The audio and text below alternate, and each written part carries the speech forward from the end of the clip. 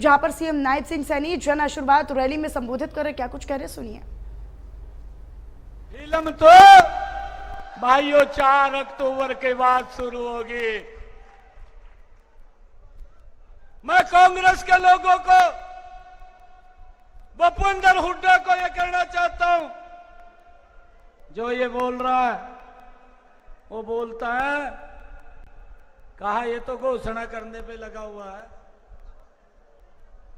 हुड्डा साहब जितनी भी बातें कही हैं वो पत्थर पे लकीर हैं, और वो बातें वो कैबिनेट की बैठक बुला करके उनको अमल में उतारने का काम ये हमारी सरकार ने किया है। आप कह रहे हैं घोषणाएं हैं, मैं तो आपको ये कह रहा हूं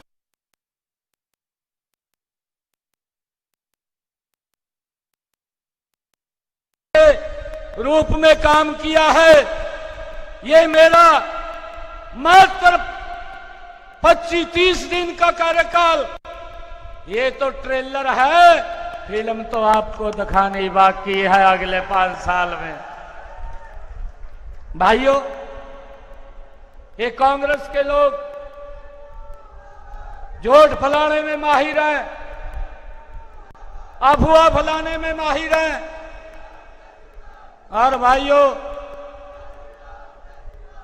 ये जब इनके पास कोई मुद्दा नहीं है और ना ये मुद्दा बता सकते हैं, तो ये भाइयों हिसाब मांगो यात्रा लेकर के ये कांग्रेस के लोग निकले हैं।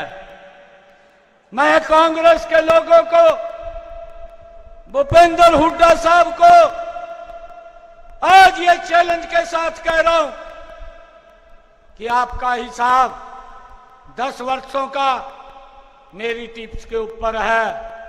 अरे कुछ कामों के बारे में भी बता देगा, खाली हिसाब मांगदा ना फिर तन्ने क्या करे उसके बारे में भी बता दे। अरे झूठ बोलता है, लोगों में भ्रम की स्थिति पैदा करता है। भाइयों, पिछले दिनों मैंने इससे 10 क्वेश्चन पूछे, आज तक जवाब नहीं दिया, खाली यात्रा लेकर के घूम रहा है। भाइयों, मैंने दोनों बापू बेटा से कहा कि भाई कोई तो मेरे क्वेश्चन का उत्तर दे दे। नहीं, मगर तेरे पास आंदा तो राहुल गांधी से पूछ कर दे दे, वो ही बता देगा। परंतु भाइयों चुप बैठे हैं, खाली हिसाब मांग रहे हैं। हुड्डा साहब, मैं मात्र आपको बताना चाहता हूं, 12 मार्च को हरियाणा प्रदेश के प्रमुख सेवक के रूप में आदरणीय प्रधानमंत्री जी ने मुझे जिम्मेवारी दी, और 16 मार्च को मैंने विधानसभा में विश्वास हासिल किया, और उसके तुरंत बाद हरियाणा में पूरे देश में कोड ऑफ कंडक्ट लग गया। भाइयों, 6 जून को कोड ऑफ कंडक्ट हटा। मैं आपको 10 वर्ष का नहीं, मैं आपको मात्र अपने इस छोटे से कार्यकाल का हिसाब मैं असंध की जनता को बताना चाहता हूं। आप निर्णय करेंगे कि सरकार किस प्रकार से मिशन मोड के अंदर काम कर रही है। मैं इनसे पूछना चाहता हूं कि आपका 10 वर्ष का कार्यकाल रहा और मैंने आपसे क्वेश्चन पूछे कि मेरे इन सवालों का जवाब दे। कांग्रेस का कोई भी व्यक्ति जवाब देने के लिए तैयार नहीं है। जैसे मुंह के अंदर दही जम गई हो, खुलने के लिए तैयार ही नहीं है। भाइयों, मैं इनसे ये पूछना चाहता हूं, मैंने कोई और क्वेश्चन नहीं पूछे थे, मैं आज आपको बताना चाहता हूं मैंने हुड्डा साहब कांग्रेस से क्या क्वेश्चन पूछे थे। मैंने तो ये भी कहा है कि वही रणदीप सुरजेवाला तय आकर के बटन खोल कर खड़े हो जा, तय ही बता दे तन्ने तो मड़ाई खाई है उड्डा के साथ उस सरकार के अंदर, तेरे को भी मालूम होगा कि वही हमारी सरकार क्या क्या काम कर रही थी। मैं ये क्वेश्चन पूछ रहा हूं, नौकरियां पर्ची खर्ची के ऊपर दी जाती थी, मैंने पूछा है कि युवाओं का क्या कसूर था, उसके ऊपर भी थोड़ा बताने का काम करें। मैंने ये भी पूछा, अरे हमारे हरियाणा प्रदेश के भोले भाले किसानों की जमीन दफा 4-6 लगा करके दिल्ली में बैठे हुए दामाद को खुश करने के लिए उसके सुपुर्द कर दिया जाता था, इसके ऊपर भी कुछ बोलने का काम कर। मैं ये भी पूछा था कि आपकी 10 वर्ष सरकार रही है, हरियाणा प्रदेश के अंदर कितने किसानों की फसल एमएसपी के ऊपर आपने खरीदी है, उसका भी बताने का काम कर। मैंने ये भी पूछा था, हमारे किसान की फसल का खराबा हुआ है, आपने 2-2, 3-3 रुपए के चेक थमाए हैं, वो क्यों थमाए थे, उनके बारे में भी बताने का काम कर। मैंने ये भी पूछा था कि आपकी सरकार में किसानों के ऊपर गोलियां चली थी, उसके बारे में भी बताने का काम कर। मैंने ये भी पूछा था, आपकी ही सरकार में दलितों के घरों में आग लगा दी गई थी और उन्होंने पलायन करना पड़ गया था, उसके बारे में भी बताने का काम कर।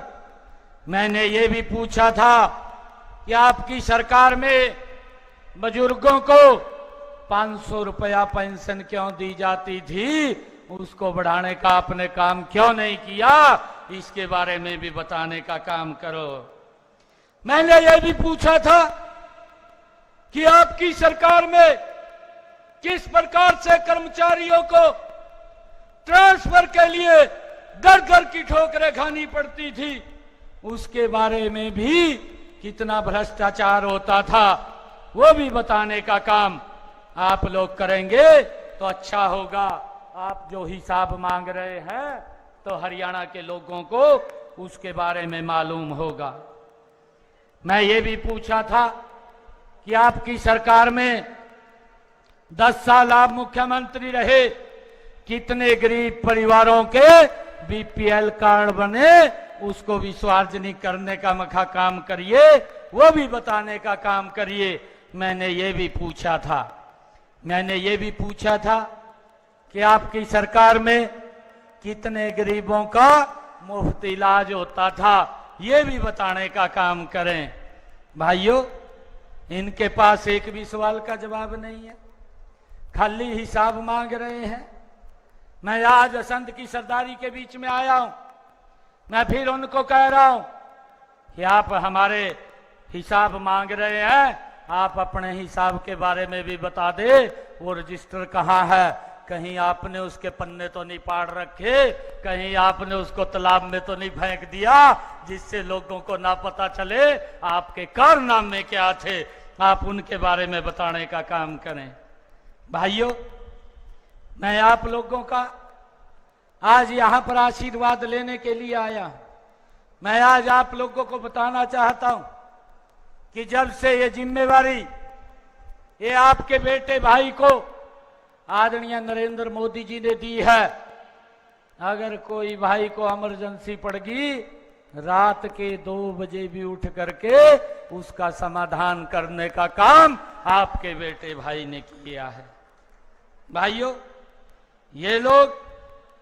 ये लोग हिसाब मांगते घूम रहे हैं, मेरे पास तो इनका 1-1 मिनट का हिसाब है, इन्होंने क्या क्या काम किए हैं, क्या क्या नहीं किए हैं।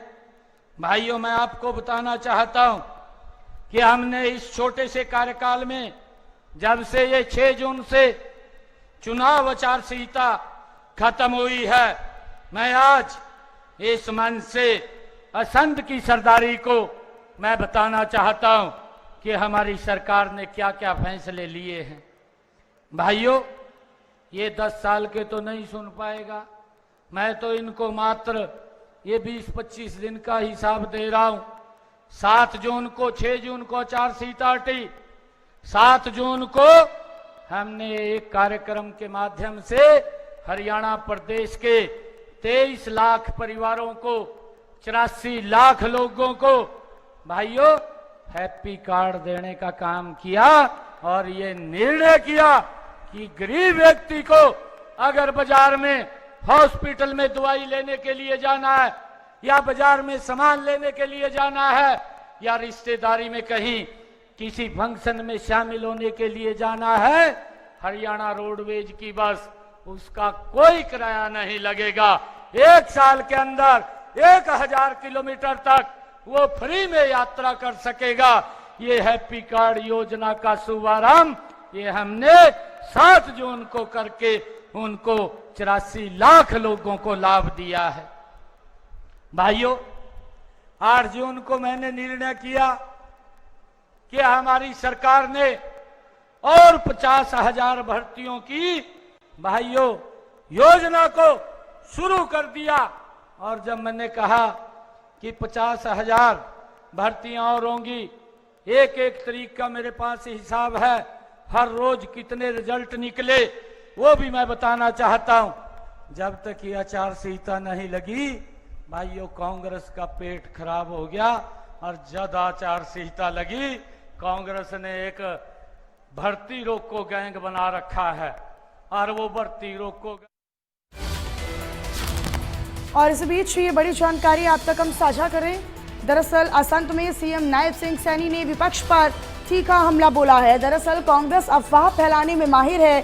सीएम नायब सिंह सैनी ने असंत में इस बीजेपी के जन आशीर्वाद रैली के दौरान कई महत्वपूर्ण बातों का जिक्र किया। उन्होंने अपनी सरकार की उपलब्धियों को तो सामने रखा ही, साथ ही साथ उन्होंने विपक्ष पर भी जमकर निशाना साधा, कांग्रेस पर उन्होंने निशाना साधा। उन्होंने कहा कि हम अपना हिसाब देने को बिल्कुल तैयार हैं, लेकिन हमने भी उनके भी 10 साल के कार्यकाल के दौरान उनसे 10 सवाल पूछे, उन्होंने उनका जवाब नहीं दिया। असंत में सीएम नायब सिंह सैनी ने विपक्ष पर बड़ा हमला बोला है।